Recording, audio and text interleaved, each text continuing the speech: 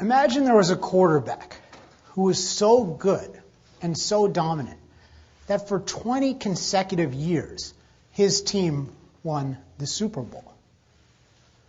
Despite, no matter how hard the other teams tried, no matter how many strategies they employed, no matter how many innovative defenses, no matter how many superstars they bought, they could not defeat this quarterback and his team. How do you think America would react to such a quarterback? Well, I think if we look at, for instance, the response last summer to Michael Phelps, the most dominant Olympic athlete in history, they would react to this quarterback's dominance with awe, with reverence. They would want more people like this quarterback. But what if, instead of being a quarterback, the person in question was a businessman who dominated his field for 20 years, who, say, had a 90% market share for 20 years? How would Americans view such a person? Well, I think they would be horrified. They would say, how can we let such a monopolist function? How can we allow this guy to engage in such anti-competitive behavior that for 20 years, no one else has a shot? That's anti-competitive. That's wrong. That's un-American. So we have this great disparity in our view of dominance in sports on the one hand, and our view in dominance in business on the other. Now, what is the cause of this disparity?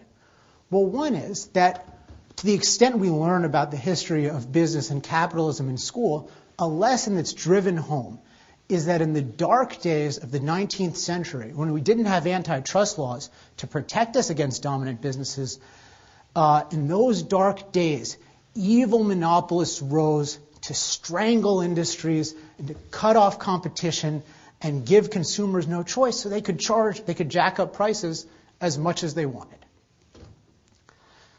And therefore, unlike the dominant athlete, like a Michael Phelps who earns his 8 gold medals, the dominant businessman gets his success not by earning it, but by illegitimate means. And once he has it, that's the worst, because then he's a monopoly. Now, they never really define what a monopoly is, and we'll talk about that later. But the basic idea is that he's got some sort of control, some sort of stranglehold, so that nobody can touch it. And that's what we're told, and that's why we're taught to fear big business. And therefore, every time there's a really big, successful company that wants to undertake a new move, the government comes in, and Americans think that the government should come in. The most obvious example is Microsoft, which had a 90% market share in the operating system market for many years. Every move that Microsoft makes is scrutinized. Is this anti-competitive? Is this bad? Is this going to hurt competition? Is this going to hurt the consumer? And this is viewed as a situation that needs to be stopped. So big business, dominant business needs to be reined in. And the history, we're told, proves that definitively. Well, tonight I want to challenge that idea. I believe that big businessmen, that dominant businessmen, insofar as they succeed in a free market, are every bit as admirable and high-achieving and produce as many positive benefits, in fact, many more, than the greatest athletes that we all admire. And I want to offer this opinion, not with respect to some marginal case of a big businessman. I want to take the widely acknowledged most evil big businessman of all time, the worst of all the monopolists, the person that nobody will dispute was an unproductive, destructive influence on American society. And that person is John Davison Rockefeller, who ran the Standard Oil Company. Now, people have heard various degrees about Rockefeller, but you've probably heard at least of Rockefeller Center, and you probably in the news hear about some Rockefeller celebrity or Rockefeller politician. Well, that all comes from this one guy. He was at one point the richest man on the planet, and some argue that historically he's the richest man who ever lived. Now, how did he get there? Well, what's uncontroversial is that he was the most dominant person the oil industry had ever seen.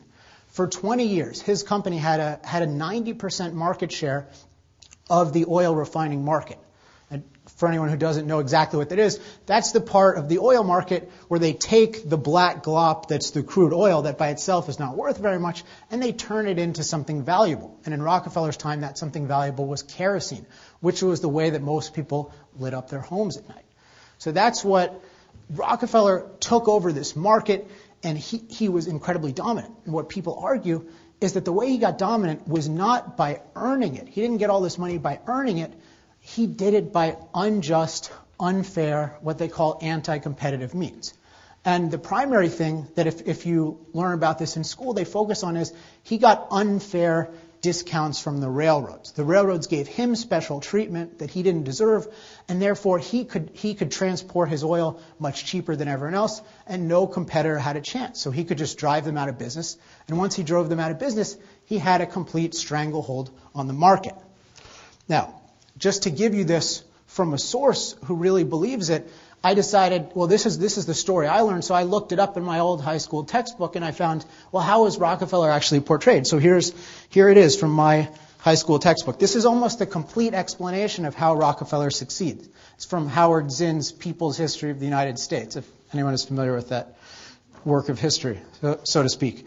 So it says, Rockefeller, quote, made secret agreements with railroads to ship his oil with them if they gave him rebates, discounts on their prices, and thus drove competitors out of business.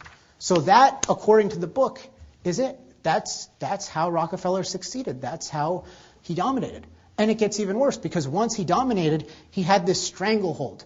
And what they talk about is once he had 90% of the market, he could do whatever he wanted. Because if a competitor went in, he could engage in what they call predatory pricing, which is they would come in, they would sell their refined oil at a certain price, and he would sell his at a super low price where he was taking a loss, but he could afford it since he had this giant pile of money, and then he would just drive anyone out. So no one had a chance to compete with Rockefeller for 20 years, and that's how he was so successful. And the only way we got rid of this demon, this plague on the American economy, is that the antitrust laws in the Supreme Court heroically saved us from him and broke up the company into 34 separate pieces.